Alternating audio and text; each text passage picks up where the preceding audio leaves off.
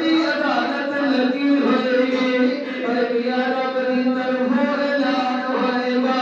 कि ये जेड़ा कारी साहब ते हाफिज साहब है इन्हू तेरा मेरे सामने पेश कीता जाए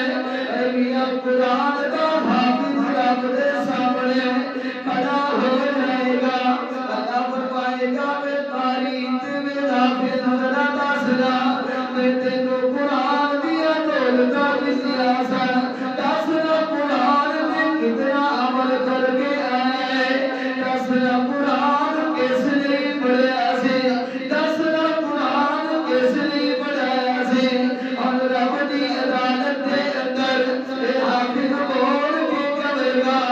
ऐ मेरे रब करीम तू मैनू कुरान दिया दौलतां अता कीतियां सन मैं कुरान तेरे लिए पढ़िया सी लोगां